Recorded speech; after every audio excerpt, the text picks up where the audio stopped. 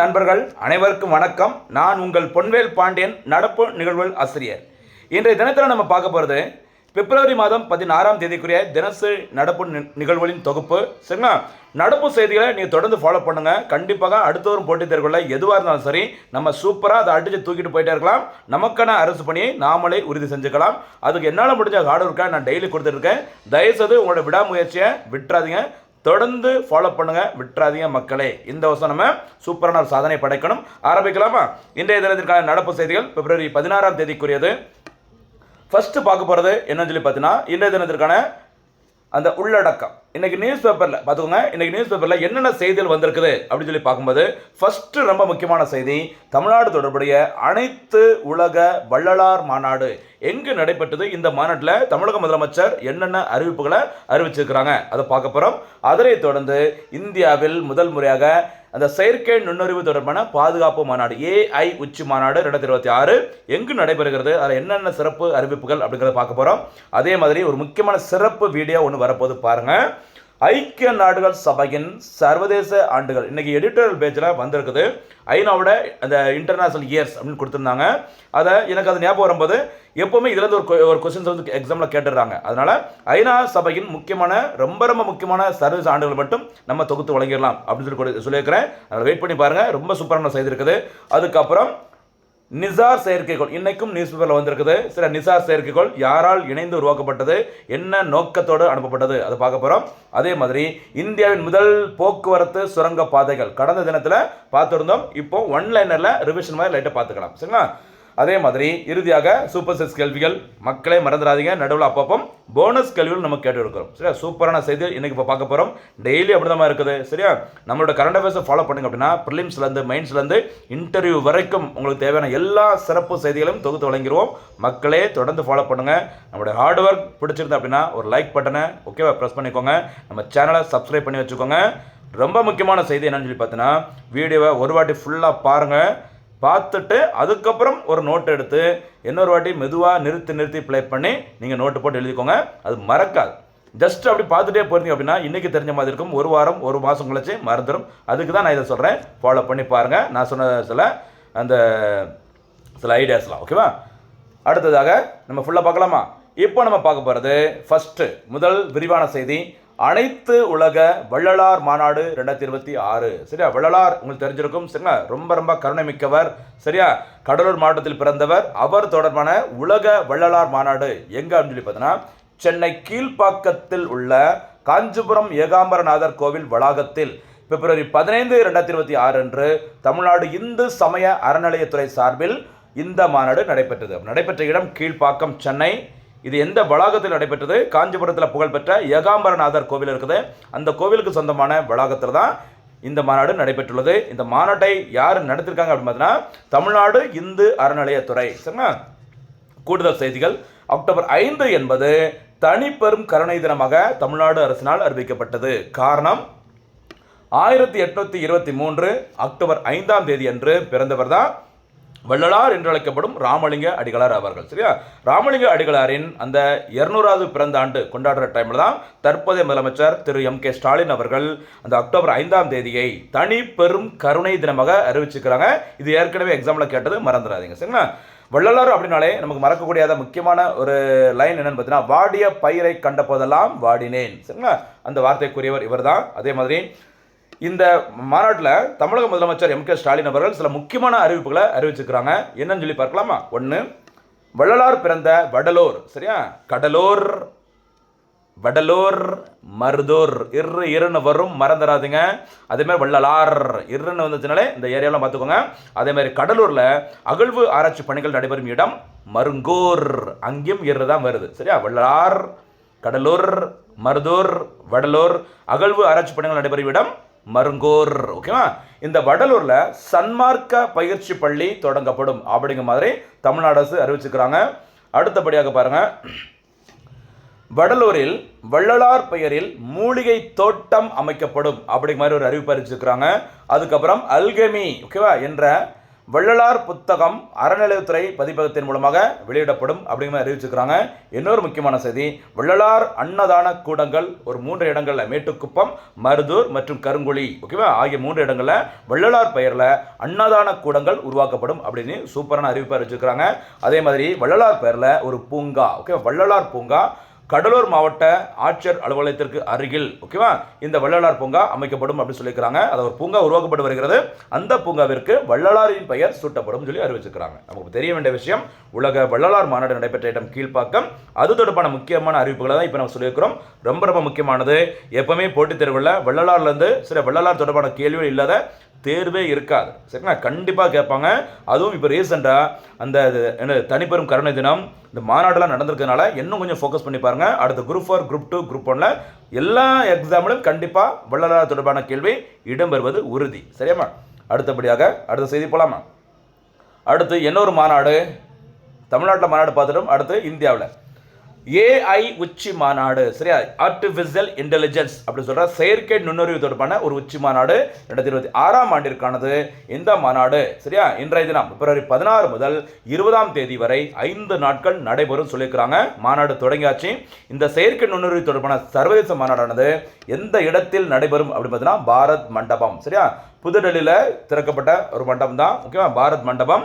இந்த மண்டபத்தில் தான் இந்த செயற்கை நுண்ணறிவு மாநாடு நடைபெற்று வருகிறது. சரிங்களா, தமிழ்நாடு சரி இந்திய அரசு நடத்துகிற முக்கியமான இன்டர்நேஷனல் ஓகேவா அந்த கான்ஃபரன்ஸ் எல்லாமே சமிட்ஸ் எல்லாமே நடைபெறுகிற முக்கியமான ஒரு இடம் தான் இந்த பாரத் மண்டபம் அமைந்துள்ள இடம் புதுடெல்லி, மறந்துடாதீங்க. சரியாமா? அடுத்தபடியாக இந்த ஏஐ உச்சி மாநாடானது ஓகேவா ஒரு 3 கொள்கைகளை அடிப்படையாக கொண்டது, ஒரு 3 முக்கியமான பாலிசி அடிப்படையாக கொண்டு தான் இந்த மாநாடு நடைபெற உள்ளது, அதாவது நடைபெற்று வருகிறது. அந்த 3 எதுன்னு பார்த்தீங்கன்னா, 1 மக்கள், அடுத்து பூமி, அடுத்து முன்னேற்றம். சரியா, மக்கள், பூமி, முன்னேற்றம் ஆகிய 3 கொள்கைகளை கொண்ட மாநாடு எது அப்படின்னு எக்ஸாமில் கேட்கலாம். கவனமாக இருந்துக்கோங்க. இது தவிர முக்கியமான ஒரு 7 கருப்பொருள்கள், சரியா ஒரு முக்கியமான 7 தீம்ஸில் இந்த மாநாடு நடைபெற உள்ளது. ஓகேவா, அதே மாதிரி இந்த செயற்கை நுண்ணறிவு மாநாடு 2026ஆம் ஆண்டில் இந்தியா டெல்லியில் நடத்துகிறாங்க. கடந்த ஆண்டு 2025ஆம் ஆண்டில் இந்த மாநாட்டை நடத்தியது பிரான்ஸ். சரியா, மாநாடு நடைபெற்ற இடம் பிரான்ஸோட தலைநகரம் பாரிஸ். சரிங்களா, ரொம்ப ரொம்ப முக்கியமானது. அதே மாதிரி இந்த மாநாட்டில் கலந்து கொள்ளும் முக்கியமான நபர்களை பார்த்துக்கலாம். தனிப்பட்ட முறையில் கூட நீங்கள் வந்து எக்ஸாமில் கேட்கலாம். இவங்க யார் எந்த ஃபீல்டில் ஃபேமஸ்னு கேட்கலாம். பாருங்கள், இந்தியாவில் நடைபெறும் இந்த ஏஐ உச்சி மாநாட்டில் பங்கேற்றுள்ள முக்கியமான நபர்கள் யாருன்னு சொல்லி பார்க்கும்போது, ஃபர்ஸ்ட் ஐநாவின் பொதுச் செயலாளர் சரியா யுனைடெட் நேஷனோட செக்ரட்டரி ஜெனரல் இருக்கிற ஆண்டனியோ குட்டரஸ் சரியா ஆண்டனியோ குட்டரஸ் அவர்கள், பிரான்ஸ் நாட்டின் அதிபர் இமானுவேல் மேக்ரான் அவர்கள், அடுத்து பிரான்ஸ் சரியா பிரேசில் நாட்டின் அதிபர் லூலா டா சில்வா, அடுத்து கூகுள் நிறுவனத்தோட சிஇஓ தமிழ்நாட்டை சேர்ந்த சுந்தர் பிச்சை அவர்கள், அடுத்து ஓப்பன் ஏஐ இந்த பாயிண்டை நோட் பண்ணிக்கோங்க. ஓப்பன் ஏஐ அப்படிங்கிறது ஒரு சாட்பாட் ஓகேவா உரையாடும் மென்பொருள் செயலி. அந்த ஓப்பன் ஏஐயோட சிஇஓ சீஃப் எக்ஸிக்யூட்டிவ் ஆஃபீஸர் இருக்கிற சாம் ஆல்ட்மன் ஓகேவா. அதே மாதிரி இன்னொரு முக்கியமான தலைவர் கடைசி பேர் பாருங்க, மைக்ரோசாஃப்டோட தற்போதைய தலைவர் பிராட் ஸ்மித். இவங்க எல்லாமே இந்த மாநாட்டில் கலந்துக்கிறாங்க. சரிங்களா, எல்லாரும் பேர் நிறைய இருக்குது, 20-50 நாடுகளை சேர்ந்த நபர்களாக இதில் கலந்துக்கிறாங்க. ஆனால் ரொம்ப ஃபேமஸ் யாரோ அதை நோட் பண்ணிக்கோங்க, எக்ஸாமில் கேட்கலாம் எந்த துறையில் புகழ் பெற்றவங்க அப்படின்னு சொல்லிட்டு. சரியா, அடுத்தபடியாக நம்ம ஏற்கனவே சொன்ன மாதிரி ஒரு சிறப்பு செய்தி என்னன்னு சொல்லி பார்த்தீங்கன்னா, ஐநாவின் சர்வதேச ஆண்டுகள் ஓகேவா, அதாவது ஐக்கிய நாடுகள் சபை தோற்றுவிக்கப்பட்ட பிறகு சரிங்களா ஒரு குறிப்பிட்ட சில ஆண்டுகள் வந்து வருஷம் ஏதாச்சும் ஒரு துறை அல்லது குறிப்பிட்ட நபர்கள் ஓகேவா ஏதாச்சும் ஒரு இதுக்கு முக்கியத்துவம் கொடுத்து அது தொடர்பான விழிப்புணர்வுகள் சரியா முக்கியமான திட்டங்களை செயல்படுத்துவதற்கு, மக்களிடையே விழிப்புணர்வை ஏற்படுத்தி அதை டெவலப் பண்ணுறதுக்கு, மேம்படுத்துவதற்கு ஒவ்வொரு ஆண்டையும் சர்வதேச ஆண்டாக ஐக்கிய நாடுகள் சபை கடைபிடிச்சிட்டு இருக்கிறாங்க. சரியா, அந்த வகையில் எப்பவுமே எக்ஸாம்ஸில் அந்த கொஸ்டின்ஸ் கண்டிப்பாக இருக்கும், நிறையா இருக்குது. அதில் எது ரொம்ப முக்கியமோ அதை மட்டும் நான் இப்போ தொகுத்து கொடுக்க போகிறேன், கொஞ்சம் பொறுமையாக கவனித்து பாருங்க. சரியா, சரி ஃபர்ஸ்ட் பார்க்க போகிறது பாருங்க, உலக அகதிகள் ஆண்டு. சரியா, முதல் முறையாக ஐக்கிய நாடுகள் சபை ஒரு இன்டர்நேஷனல் இயரை அப்சர்வ் பண்ணது எப்பன்னு பார்த்தீங்கன்னா 1950 1960 என்ன ஆண்டு அறிவிச்சிருக்கிறாங்க, அகதிகள் ஆண்டு, உலக அகதிகள் ஆண்டு, வேர்ல்ட் ரெஃப்யூஜிஸ் இயர்னு சொல்லுவாங்க. அடுத்த ஆண்டு 1968 பாருங்க 1968 சர்வதேச மனித உரிமைகள் ஆண்டு. சரிங்களா, 1948 மனித உரிமைகள் தொடர்பான பிரகடனம் ஐக்கிய நாடுகள் சபையில் நிறைவேற்றப்பட்டது. சரியா, சர்வதேச மனித உரிமைகள் ஆண்டாக அறிவிக்கப்பட்ட வருஷம் 1968 மறந்துடாதீங்க. சரியாமா, அடுத்து 1974 அப்படிங்கிறது சரி நடுவில் இருக்குது, இல்லாமல் கிடையாது, ரொம்ப முக்கியமானது நம்ம பார்க்கலாம். ஓகேவா, வேர்ல்டு பாப்புலேஷன் உலக மக்கள் தொகை ஆண்டாக கடைபிடிக்கப்பட்ட வருஷம் 1974. இந்தியாவில் ஃபர்ஸ்ட் டைம் பார்த்தீங்கன்னா ஓகேவா நியூக்ளியர் பாம் அணுகுண்டு பரிசோதனை நடத்தினாங்களே அந்த வருஷம் உலக மக்கள் தொகை ஆண்டு கடைபிடிக்கப்பட்டது ஐக்கிய நாடுகள் சபையினால். அடுத்தபடியாக சர்வதேச மகளிர் ஆண்டு, சரியா, இன்டர்நேஷனல் இயர் ஆஃப் விமன் அப்படி சொல்லுவாங்களே, சர்வதேச மகளிர் ஆண்டு கடைபிடிக்கப்பட்ட வருஷம் 1975. ஒன்று முக்கியமானது மறந்துடாதீங்க, சரியா. அடுத்து 1979 சரியா சர்வதேச குழந்தைகள் ஆண்டாக கடைபிடிக்கப்பட்டது 1979, மறக்காதீங்க. இன்டர்நேஷனல் இயர் ஆஃப் சில்ட்ரன்ஸ் 1979, ஓகேவா. அடுத்தபடியாக தொடர்ந்து பாருங்க, 1981 சர்வதேச மாற்றுத்திறனாளிகள் ஆண்டு, சரியா, மாற்றுத்திறனாளிகளுக்கான சிறப்பு ஆண்டாக 1981 ஆண்டை ஐக்கிய நாடுகள் சபை அறிவிச்சிருந்தாங்க. அதுக்கு அப்புறம் பார்த்தீங்கன்னா 1985, சரி, 1985 அப்படிங்கிறது சர்வதேச இளைஞர்கள் ஆண்டு மற்றும் ஐக்கிய நாடுகள் சபையின் ஆண்டு அப்படிங்கிற சிறப்பாக சொல்லியிருக்கிறாங்க. நம்ம நோட் பண்ணி பார்க்க வேண்டிய விஷயம் சர்வதேச இளைஞர்கள் ஆண்டு 1985 ஞாபகம் வச்சுக்கோங்க, சரியாமா. அடுத்தபடியாக சர்வதேச அமைதி ஆண்டு 1986, ஓகேவா. 1986 இரண்டாவது தேசிய கல்விக் கொள்கையை மத்திய அரசு வெளியிட்டு இருந்தாங்க. அதே வருஷத்தில், சரியா, சுற்றுச்சூழல் பாதுகாப்பு சட்டம், நுகர்வோர் உரிமைகள் பாதுகாப்பு சட்டம்லாம் இயற்றப்பட்டது இந்தியாவில். அதே வருஷத்தில் சர்வதேச அமைதி ஆண்டாக கடைபிடிக்கப்பட்டது. அதுக்கப்புறம் 1990 சர்வதேச எழுத்தறிவு ஆண்டாக கடைபிடிக்கப்பட்டது, சரிங்களா. அப்புறம் 1992 ஆண்டு தேசிய மகளிர் ஆணையம் இந்தியாவில் உருவாக்கப்பட்டது. அந்த வருஷத்தில் சர்வதேச விண்வெளி ஆண்டாக இன்டர்நேஷனல் இயர் ஆஃப் ஸ்பேஸ் அப்படிங்கிற மாதிரி கடைபிடிக்கப்பட்ட வருஷம் 1992, மறந்துடாதீங்க, சரிங்களா. அதுக்கப்புறமா பாருங்க, தொடர்ந்து 1996 ஆண்டு சர்வதேச வறுமை ஒழிப்பு ஆண்டாக கடைபிடிக்கப்பட்டது. ஒன்னொன்று முக்கியமானதுமா, சரிங்களா. அடுத்தபடியாக 1999 அப்படிங்கிறது சர்வதேச முதியோர் ஆண்டாக அறிவிக்கப்பட்டது, சரிங்களா. அடுத்தபடியாக 2004 முக்கியமான வருஷம், சுனாமி வந்த வருஷம், சரியா, சர்வதேச அரிசி ஆண்டாக அறிவிக்கப்பட்டது. இந்தியாவில், சரியா, சுனாமி வந்ததுக்கப்புறம் எல்லா பயிர்களையும் அடிச்சுட்டு போயிருச்சது. அதனால விவசாயிகள் நிறைய பேர் தற்கொலை பண்ணியிருந்தாங்க. அந்த விவசாயிகள் ஏன் தற்கொலை பண்ணுறாங்க அப்படிங்கிற மாதிரி விசாரிப்பதற்கு ஒரு கமிட்டி போட்டிருந்தாங்க. MS சுவாமிநாதன் அவர்கள் தலைமையில் தான் விவசாயிகள் தற்கொலை மற்றும் விவசாயிகள் அந்த விவசாயத்தை மேம்படுத்துவதற்கு MS சுவாமிநாதன் அவர்கள் தலைமையில் தான் ஒரு கமிட்டி போட்டிருந்தாங்க. அதே வருஷத்தில் தான் இந்தியாவில் இரண்டாவது பசுமை புரட்சி அறிமுகப்படுத்தப்பட்டது 2004. எல்லாத்துக்கும் பேக்ரவுண்ட் சுனாமி ஞாபகம் வச்சுக்கோங்க. அந்த வருஷம் 2004 என்ன ஆண்டாக அறிவிக்கப்பட்டது? சர்வதேச அரிசி ஆண்டாக அறிவிக்கப்பட்டது. எல்லா அரிசியும் சுனாமி அடிச்சுட்டு போயிடுச்சு அப்படின்னு நினச்சிக்கோங்க, சரிங்களா. அதுக்கப்புறம் 2005 அப்படிங்கிறது இன்டர்நேஷனல் இயர் ஆஃப் பிசிக்ஸ், சர்வதேச இயற்பியல் ஆண்டாக கடைபிடிக்கப்பட்டது. அதுக்கப்புறம் 2008 முக்கியமான வருஷம் பார்த்துக்கோங்க, சர்வதேச சுகாதார ஆண்டு மற்றும் சர்வதேச பூமி கிரக, சரி, எர்த், ஓகேவா, பிளானட் எர்த் ஆண்டு. அது சர்வதேச மொழிகள் ஆண்டு. 2008 3 முக்கியமான ஆண்டுகள்: சர்வதேச சுகாதார ஆண்டு, சர்வதேச பூமி கிரக ஆண்டு, சர்வதேச மொழிகள் ஆண்டாக கடைபிடிக்கப்பட்டது 2008 ஆண்டு, சரியா.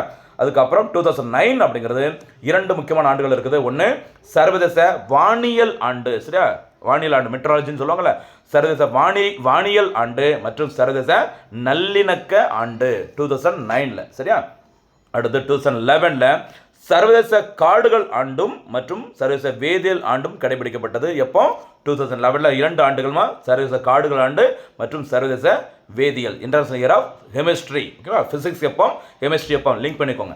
அடுத்து 2012 அப்படிங்கிறது சர்வதேச கூட்டுறவு ஆண்டாக கடைபிடிக்கப்பட்டது, சரியா. அதுக்கப்புறம் 2014 அப்படிங்கிறது சர்வதேச குடும்ப விவசாய ஆண்டாக. இந்த குடும்ப விவசாயத்தை நோட் பண்ணிக்கோங்க. ஏன்னா 2026 2026 அப்படிங்கிறது சரி, பெண் விவசாயிகளுக்கான சர்வதேச ஆண்டாக ஐக்கிய நாடுகள் சபை அறிவிச்சிருக்கிறாங்க. 2014 அப்படிங்கிறது குடும்ப விவசாய ஆண்டு. 2026 அப்படிங்கிறது பெண் விவசாயிகளுக்கான சர்வதேச ஆண்டாக அறிவிச்சிருக்கிறாங்க. கண்டிப்பாக அது கேட்கறதுக்கு சான்சஸ் நிறைய இருக்குது, சரியா, பின்னாடி வருது. 2015 அப்படிங்கிறது சர்வதேச மண் ஆண்டு, சரியா. குடும்ப விவசாயம் நல்லா இருக்க தேவை, மண் ஞாபகம் வச்சுக்கோங்க. 2015 சர்வதேச மண் ஆண்டு, இன்டர்நேஷனல் இயர் ஆஃப் சாயில்.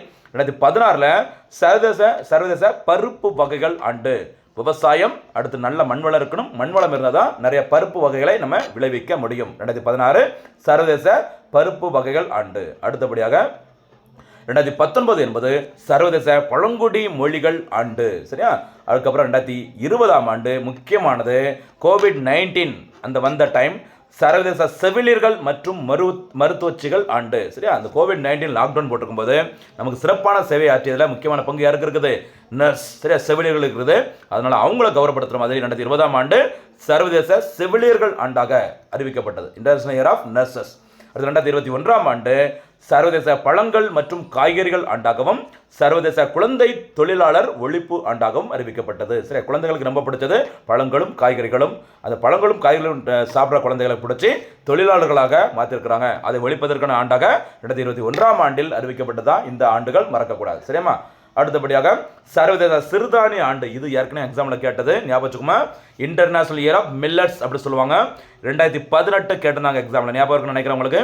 2018ஆம் ஆண்டு என்பது இந்தியாவில் தேசிய சிறுதானியங்கள் ஆண்டு. சரியா, நம்ம வேகமாக போயிட்டு இருக்கிற நம்ம உலகத்தில் நம்ம சாப்பிட்ற முக்கியமான ஐட்டம் எல்லாமே ஃபாஸ்ட் ஃபுட் ஐட்டமாக இருக்குது. சரியா, இந்த பரோட்டா, சிக்கன் ரைஸ் அப்படி நிறைய சாப்பிட்டு இருக்கிறோம். இதெல்லாம் சாப்பிட்டிங்கன்னா நமக்கு அன்ஹெல்த்தி. அதனால் நமக்கு சுகாதாரத்தை சரி நல்ல ஹெல்த்தியாக நம்ம உடம்பு வச்சுக்கணும் அப்படின்னா சிறுதானியங்களை சாப்பிடணும் அப்படின்னு சொல்லிட்டு இந்திய அரசானது 2018ஆம் ஆண்டினை நேஷனல் இயர் ஆஃப் மில்லட்ஸ், சரியா, தேசிய சிறுதானியங்கள் ஆண்டாக அறிவித்து அது வெற்றிகரமாக செயல்படுத்தினாங்க. இந்திய அரசின் பரிந்துரையின் அடிப்படையில் ஐக்கிய நாடுகள் சபை 2023ஆம் ஆண்டினை என்ன ஆண்டாக அறிவிச்சாங்க? சர்வதேச சிறுதானியங்கள் ஆண்டாக அறிவிச்சுக்கிறாங்க. சரியா, ரொம்ப முக்கியமானது. அதே மாதிரி 2024ஆம் ஆண்டு ஆனது சர்வதேச ஒட்டகங்கள் ஆண்டு. சரிங்களா, 2 திமிழ்களை கொண்ட அந்த ஒட்டகங்கள் ஆண்டுன்னு சொல்லுவாங்க. கரெக்டாக. அடுத்து 2025 அப்படிங்கிறது பாருங்க, 2025 அப்படிங்கிறது ரொம்ப முக்கியமான ஆண்டு. நிறைய இருக்குது.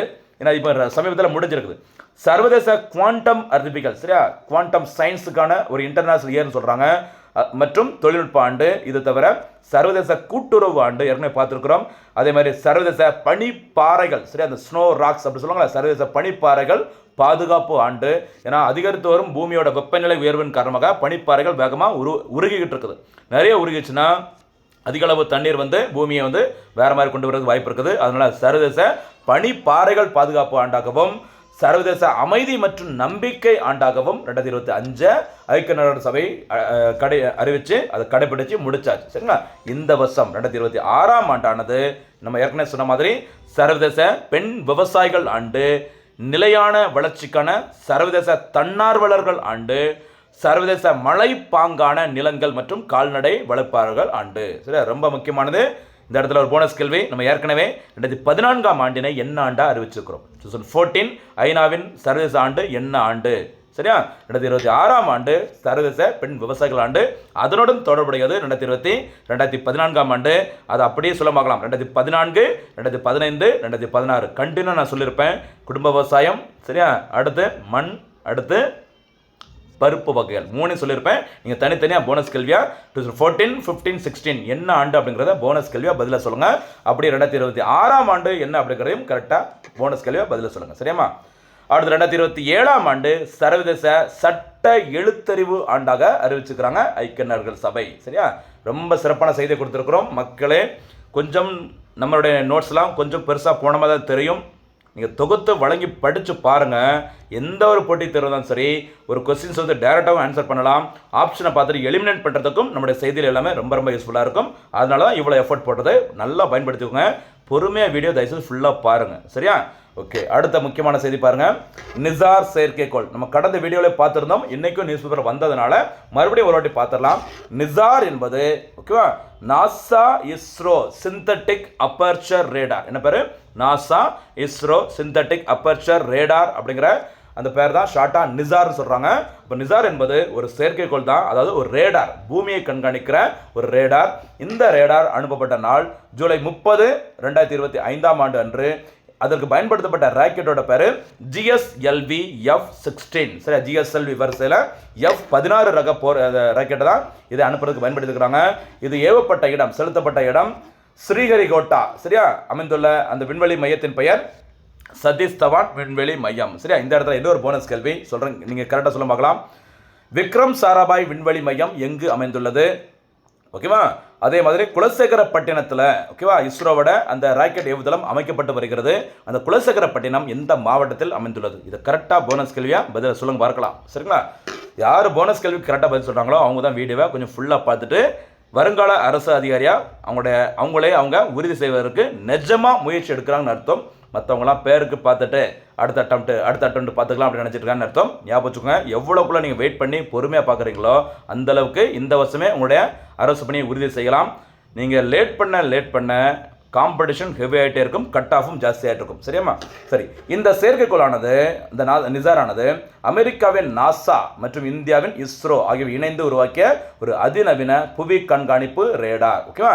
இந்த ரேடார் மூலமாக ஒவ்வொரு 12 நாட்களுக்கு ஒரு முறையும் சரிங்களா பூமியில் ஏற்படுகிற பூகம்பம், எரிமலை, அந்த ஃப்ளட், ஓகே, வெள்ளம் எல்லாத்தையுமே கண்காணிப்பதற்கான ஒரு அதிநவீன புவி கண்காணிப்பு ரேடார் தான் இந்த நிசார். ஞாபகம் வச்சுக்கோங்க, ரொம்ப ரொம்ப முக்கியமான செய்தி. 2025 அனுப்புனாலும் அடிக்கடி நியூஸ்ல வந்துட்டே இருக்குது. அதுதான் எக்ஸாம்பிள் கேட்க நிறைய சான்சஸ் இருக்குது. சரிங்களா?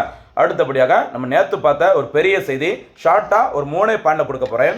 இந்தியாவின் முதல் போக்குவரத்து சுரங்க பாதைகள், சரியா, டிரான்ஸ்போர்ட்டுக்கு பயன்படுத்தக்கூடிய முக்கியமான இந்த டனல்ஸ், சரியா, சுரங்க பாதைகள் பார்க்க போகிறோம். அதில் முக்கியமான 3 மட்டும் பார்க்கலாம். 1, இந்தியாவின் முதல் நீருக்கு அடியிலான சாலை ரயில் இரட்டை சுரங்கப்பாதை. இந்த இரட்டைங்கிற வார்த்தை பார்த்துக்கோங்க.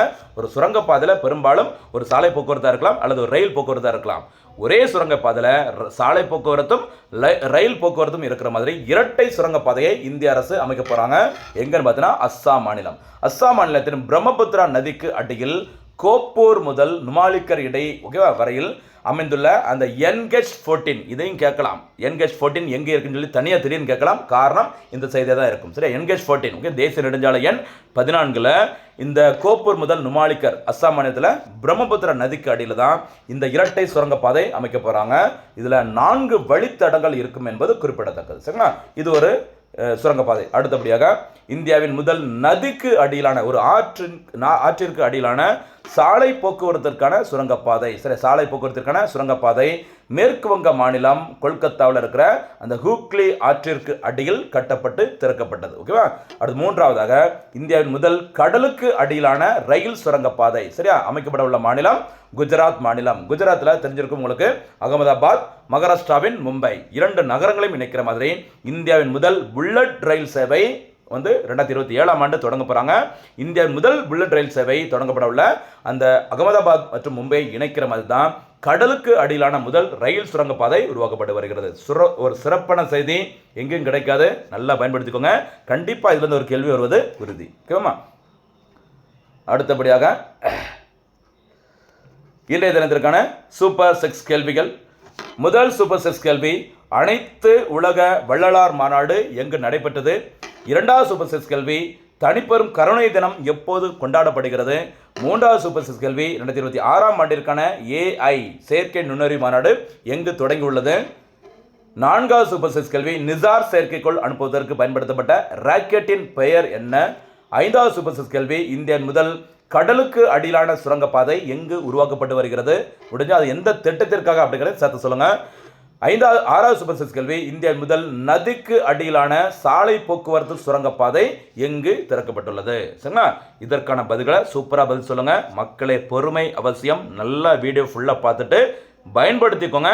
தேர்வில் வெற்றி பெறுங்கள். ஓகேவா? நீங்கள் வெற்றி பெற்று அதற்கான கமெண்ட்டாக ஏன்டா அப்புறமா நீங்கள் சொல்லுவீங்க நம்புகிறேன். எல்லா ஹார்ட் ஒர்க்கும் நான் கொடுக்குறேன். நீங்கள் செய்ய வேண்டியது உங்களோட விடாமுயற்சியை தொடர்ந்து பண்ணணும். சரிங்களா? மீண்டும் சந்திக்கலாம். நன்றி, வணக்கம்.